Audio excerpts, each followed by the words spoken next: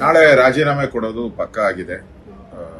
ಸಿದ್ದರಾಮಯ್ಯನವರು ಮೊದಲು ಆಕ್ಚುಲಿ 2.5 ವರ್ಷ ಇದ್ದಿದ್ದು, ಎಕ್ಸ್ಟ್ರಾ 6 ತಿಂಗಳು ಸಿದ್ದರಾಮಯ್ಯನವರು ಮುಖ್ಯಮಂತ್ರಿ ಆಗಿದ್ದಾರೆ. ನಾಳೆ ರಾಜೀನಾಮೆ ಕೊಡ್ತಾರೆ. ಡಿ ಕೆ ಶಿವಕುಮಾರ್ ಅವರು ಮೋಸ್ಟ್ಲಿ ಮುಖ್ಯಮಂತ್ರಿಗಳಾಗಿ ಪದಗ್ರಹಣ ಮಾಡ್ತಾ ಇದ್ದಾರೆ.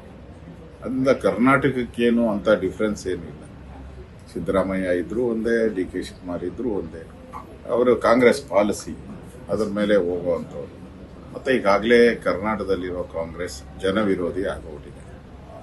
ಕರ್ನಾಟಕದ ಬಡ್ಜೆಟ್ ಏನಿದೆ, ಆ ಬಡ್ಜೆಟ್ಟು, ಈ ಗ್ಯಾರಂಟಿ ಸ್ಕೀಮು ಇವೆಲ್ಲನೂ ಕೂಡ ಫೇಲ್ ಆಗ್ಬಿಟ್ಟಿದೆ. ಸರಿಯಾಗಿ ಗ್ಯಾರಂಟಿಗಳು ಹಣ ಕೊಡ್ತಾ ಇಲ್ಲ. ಬಡ್ಜೆಟು ಕೂಡ ಸರಿಯಾಗಿ ಸಾಲದಲ್ಲಿದೆ. 7 ಲಕ್ಷ ಕೋಟಿ ಸಾಲ ಇದೆ. ಸಿದ್ದರಾಮಯ್ಯನವರು ಪ್ರತಿ ವರ್ಷ 1 ಲಕ್ಷ ಕೋಟಿ ಸಾಲ ಮಾಡಿದ್ದಾರೆ ಅಂದಾಜು.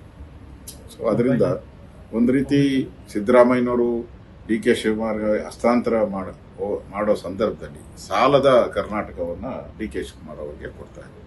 ಸಾಲದ ಕರ್ನಾಟಕವನ್ನು ಡಿ ಕೆ ಶಿವಕುಮಾರ್ ಅವರಿಗೆ ಕೊಡ್ತಾರೆ.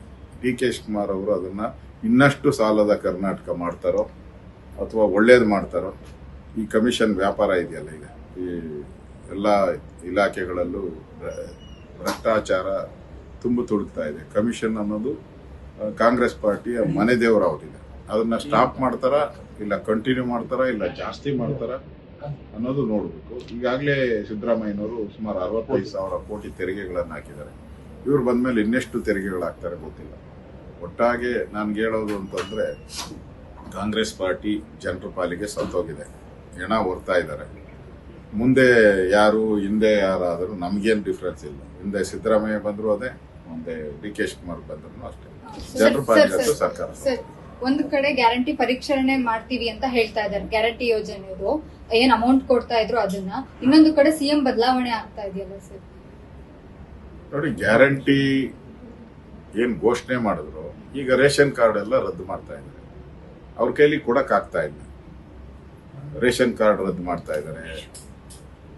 BPL APL ಮಾಡ್ತಾರೆ.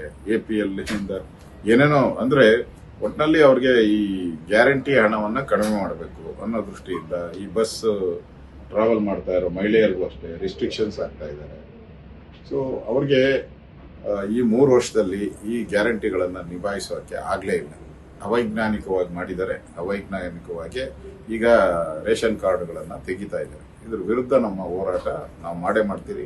ರೇಷನ್ ಕಾರ್ಡ್ ರದ್ದಾಗಬಾರ್ದು, ಬಡವರಿಗೆ ಸಿಗಬೇಕಾದ ಸವಲತ್ತು ಸಿಗಬೇಕು ಅನ್ನೋ ಒಂದು ಹೋರಾಟವನ್ನು ನಾವು ಮಾಡ್ತೀವಿ. 3 ಜನ DCM ಆಗ್ತಾರೆ.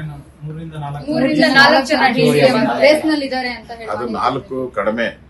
6-7 ಮಾಡಿದ್ರೆ ಎಲ್ಲರಿಗೂ ಸಂತೃಪ್ತಿ ಆಗ್ತದೆ. 4 ಮಾಡಿದ್ರೆ ಯಾರಿಗೂ ಸಂತೃಪ್ತಿ ಆಗಲ್ಲ. ಉಳಿದವರೆಲ್ಲ ಏನ್ ಮಾಡ್ತಾರೆ, ಅದಕ್ಕೆ ಒಂದು 7-8 ಮಾಡಿದ್ರೆ ಎಲ್ಲರನ್ನೂ ಸಂತೃಪ್ತಿ ಆಗೋತತೆ.